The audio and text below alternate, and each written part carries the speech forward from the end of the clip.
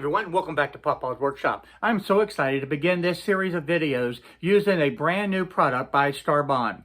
Now, they have been well known for the different CA glues that they have had over the years. Well, they have a new product line. They have the mica powder in a multitude of different colors. In addition to that, they have the mother of pearl again in many different colors. And then if that wasn't enough, they have introduced a new 5-minute epoxy. Well, we're going to be putting all of these different elements together and making a series of videos. We're going to be doing some wood turning. We're going to make some signs. We're going to make all types of different projects in this series of videos, and I know that you're not going to want to miss out on this. So please, by all means, stick around. If you haven't subscribed, hit that little subscribe button down below. This is going to be a lot of fun to be able to do this series of videos. So today we're going to start out and make some ring molds on the 3D printer. And then I'm going to show you how we're going to use those molds to be able to create the resin with the different colors using the mica powder from the Starbond. It's going to be a lot of fun. Now what I wanted is the floor of this to be 1 millimeter, and I want this wall to be 1 millimeter thickness because this is quite frankly going to be turned away and it doesn't need to be thick. I also wanted to do one mold where it had the center hole already cut in it, and then I can cut from there and make it the proper size. And I wanted one that was solid so I could try that as well. So here's how I did that. Now these ring molds are made so that they are 1.5 inches wide and they are basically 1/2 inch deep. Now if you do this in millimeters, I'm going to make this 38 millimeters in diameter, and as far as the height, I'm going to make this about 13 millimeters high. And that's pretty close to 1/2 inch by the 1.5 inches. So how did I go about doing that? Well, let me do this. Let me grab these two, and let's slide them out of the way. There we go. And let's bring in a brand new one. And we're going to start off with the cylinder. And that's right there, and I need to make this 38 millimeters. You didn't keep it. There we go. And this is going to be the 38 millimeters. And then the height of this right here, I can pull this down to the 13 millimeters, and that's the basic shape. Now you see these ridges around here. I want to get rid of those, and I'm just going to slide this up to the maximum to the 64 size, and that makes a nice smooth round. So now I will just set this one out of the way, and we'll just bring in this right here. And this time, to be able to make the walls 1 millimeter, I need this to be 36. We'll bring the height down to about 14 millimeters. That will be fine, and that will be the whole body that we need. Now, one of the things right now, it's sitting directly on the ground. So I need to grab this little arrow right here, raise it up 1 millimeter, and that will give me the thickness of this floor at 1 millimeter. At this point, let's group the two of them together. We're going to line it, and we're going to put this where it's directly into the center. If that is done, and now let's group it together as one object, and that gives me my first. So for now, let's duplicate that. So I'll highlight it, come up here to this right there. We'll highlight that, and we'll hit the paste, and now I have my second one. So this one is finished. Let's slide it out of the way, and we're going to work on this one.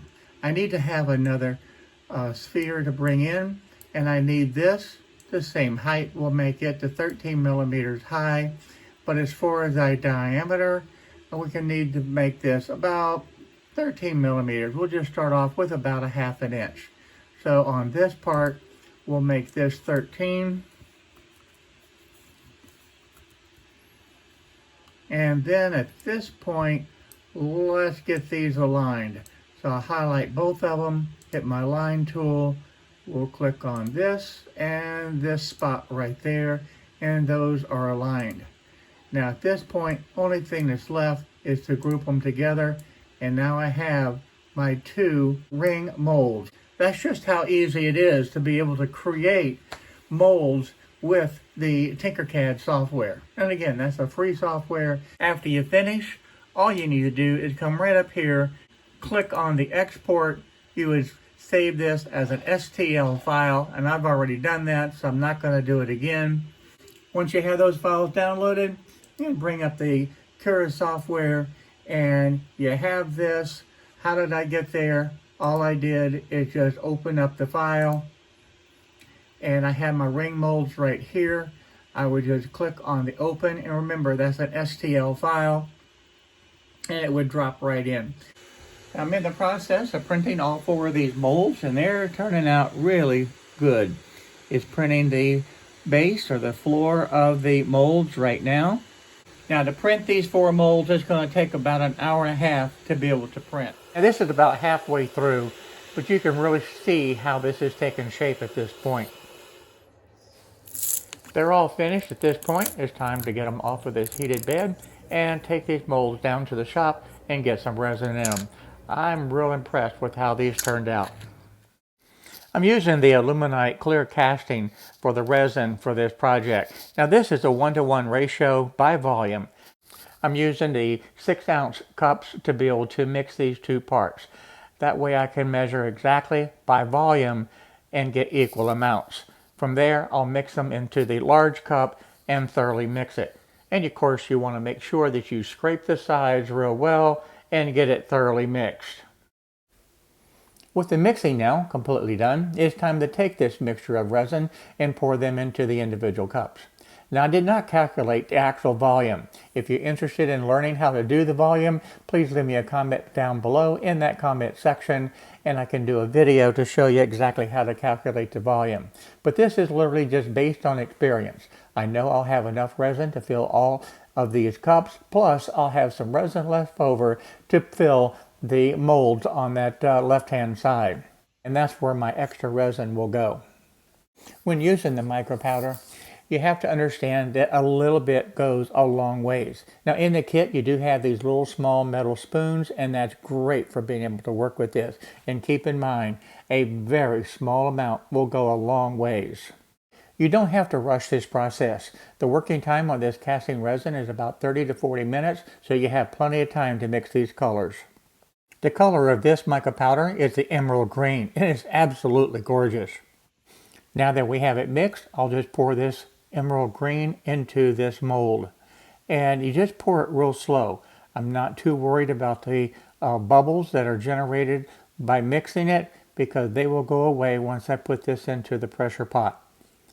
So just pour it slowly, scrape the sides, get all the resin out, and that will fill up this mold. The next color I'm using is Rouge Red, and we'll use the same exact process. And remember, a little bit goes a long ways. Wow, this is just beautiful. I love this color. Even looks better as I'm pouring this into the mold. This is such a beautiful color. I'm going to be using this one quite a bit, I think. Now there's a couple of different colors of the blue that I want to use. Just look at how vibrant this color is. The next color is the Bleu de French. And the next one is a turquoise green that I'm using. And now I'm using a mahogany red. It's just radiant. It's just beautiful color. And this is mahogany red. And this will be the last color that I'm using for this test. I'm taking the leftover resin that I had, and literally I mixed it all together. So this is a little bit darker than what I had planned on, but anytime you mix all the different colors, you're going to get the dark color. But this still looks really good. And I can fill up 3 of these different molds with this extra resin. I don't like to waste resin, so this to me is a perfect way to be able to take advantage and use every drop of the resin that I have. Into the pressure pot it goes, and I'll let this sit overnight. I have the pressure pot set for 50 pounds. That's plenty of pressure to be able to take care of this resin. Well, it's the next morning. It's time to get these blanks out of the pressure pot. And let's see what they look like. These colors are just absolutely beautiful, and I'm not sure that the camera does it justice. Now this black with my control to be able to see how it compared, being a different brand of material, and it too looks good. But the vibrance and these different colors are just absolutely beautiful. And even these, where I took all the leftovers and mixed them together, turned out to be a very unique color, and in some respects it's a little bit muddied because I ended up stirring it just a little bit too much. The next problem that I have to be able to take this blank and put it on the lathe. Now, if I look at the lathe chuck and mount it inside of there, it's not going to work. Let me show you. Although this chuck has a hole in it, it's not going to be big enough when I put this in and tighten it down. Would it actually tighten down? Sure, it would, but I really wouldn't have good access to it, and I certainly cannot drill a 3/4 inch hole. So I have a simple solution. Now, there's a lot of different ways to do this, but this portion of this block of wood will fit into the chuck, and this is nothing more than a dowel rod. This dowel rod, I cut it where it would be recessed into this block of wood, glued it in with the epoxy, and then I can take hot glue and put the blank right onto the end. And with this end mounted in the chuck, and with this mounted onto here, then I'll be able to drill the hole. The nice thing about it is when I drill the hole and it goes from the resin to the wood for the shavings coming off the drill bit, I know I've drilled all the way through. The ring that I want to make today is going to be a size 10. Now, I have this chart here, and quite frankly, I don't know where I got it from, but I'm going to try to give you a close-up of this chart so that you can use this in your shop. But I'm going to use a size 10, and that means the circumference of this is 62.1. Now, this is in millimeters. Now, I need to convert the circumference into the diameter. The formula for that is very simple.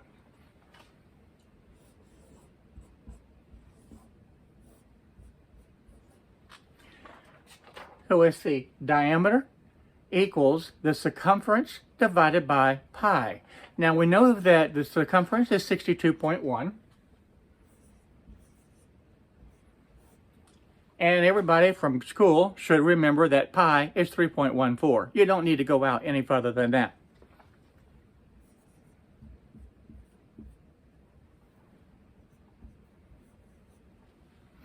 And that will equal the diameter.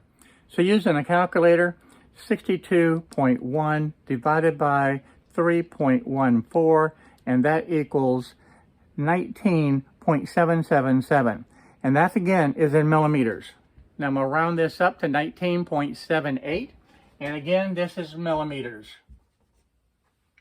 Now, how do I convert this now from the millimeters over to inches for those who use inches and your drill bits are in inches? Very simple. 1 inch in millimeters is 25.4. So all we need to do is take our 19.78, divide it by 25.4, and that'll convert it into inches.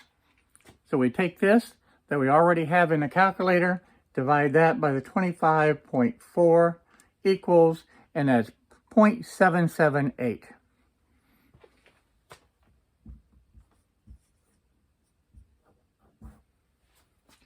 So I can use a 3/4 inch drill bit to be able to drill the hole, and then use the lathe tools and work ever so slowly up to that 0.78 of an inch. And that will give you the perfect size for a size 10 ring. This is a close-up of the chart. You can stop this and zoom in on any size ring that you need to get the circumference. We'll open up the chuck. We'll slip that in so it sits in there firmly, and then we can tighten it down. Let me get the hot glue gun ready, and we'll glue this right onto the end. You might be able to use the double stick tape or the glue and tape method, but I'm not sure I want to chance that with this 3/4 inch bit. So we're going to stick with just using the hot glue and see how that does. Now, the first thing I'm doing is putting a little dab of glue right there in the center and putting it on the blank and lining it up as close to the center as I can. But keep in mind, that's going to get drilled away as soon as I put that 3/4 inch bit in it. So I need to add some glue to this outer edge. I'll put the glue about 3 different places around the circumference of the mold, and that will hold it in place. Now, one thing I want to point out right now, I did make a mistake, and you will see that in just a moment when I turn the lathe on. Well, now you can see it.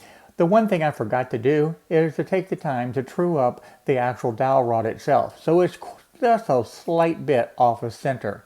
The good thing is the mold itself is 1.5 inches in diameter, so there's more than enough material here to still be successful with the ring. I'm using a 3/4 inch bit to drill through this, and it is working extremely well. It's easy to be able to cut this resin. As soon as you see the sawdust coming out, you know that you've cut all the way through the blank. I'm taking a parting tool and ever so slightly enlarging this hole to the 19.77 millimeters. Once I have the correct size hole, I want to take the sandpaper. I'm going to start at 150 grit, and I'm going to work all the way up to 600 grit. Then I'm going to switch over to the wet-dry pads and continue on up to 13,000th. And that will give me a nice smooth finish for the inside of this ring. Once you finish all of the grits all the way up to the 13,000th, the inside of the ring is completely finished. And believe me, it looks beautiful. Take a look at this. This is nice and smooth, and it'll be comfortable to be able to wear on your finger. And the colors are just beautiful. There's no other way to be able to say it. I love this color blue. To remove the blank from the wooden chuck, it just takes a putty knife. You just slip it right in there. You're cutting loose the hot glue and it slips off. So this worked out extremely well. Now the other thing I want to say too, I did take the opportunity to be able to true up this wooden chuck so that next time when I'm ready to make a ring, it will be much easier and better, and it'll be dead center. This one's a little bit off center, but that's okay. I still have plenty of material to be able to work with. Nothing fancy in my shop. This is a wooden handmade mandrel that I'm using to support this ring mold, and it's working out quite well. Now this is a sacrificial mold. You only use it once because you get to cut it away. And this is turning out to be a very easy process. And I'm using a parting tool for this part right now to be able to turn away the mold itself. Now this material turns very easily. There's no chipping or tear out. You do need to be able to keep your tools sharp, and you'll have excellent results. I did use the carbon tip tool just to see how it would work, and it worked equally as well as the parting tool. Again, the only thing you need to do is make sure that your parting tool is good and sharp, and it does just as good a job as this carbon tip tool. I switched back to my parting tool. It's lighter in my hand, and I feel that I have more control with this versus the carbide tip tool. I'm finishing up now the final profile that I'm looking for this ring. I want to be able to have it slightly curved all the way across, rounded over on the edges, and this will be a very smooth, comfortable fitting ring. Now that this final shape is done, it's time to sand. And again, I'm starting with 150 grit, and I'm going to work all the way through exactly the way I did on the inside of the ring itself. When you wet sand and you're getting up near that last final grit, you can really see the true beauty of what this ring is going to look like. Yes, that's right. This is the headlight protectant that I use on all of my resin projects. It provides a very protective, wonderful coat that lasts a long, long time. If it works on the headlights, it's certainly going to work on a ring. Well, the results are amazing. This is a beautiful ring. I love the shine. I love how it feels on my hand. And more importantly, this mica powder is absolutely beautiful. The colors are just so vibrant and radiant. It is gorgeous. I love this. So this is certainly worth adding to the shop, and I'm going to be doing some additional projects, but I'm going to have to improve my mandrel, and I want to be able to make a few other improvements to be able to make turning these rings just a little bit easier. But even with the most basic handmade tools, I think you can see the results are absolutely gorgeous. Well done, Starbond. I really love these new mica powder colors. They work absolutely fantastic. So thanks for watching today. I'm having some additional projects real soon. Bye-bye.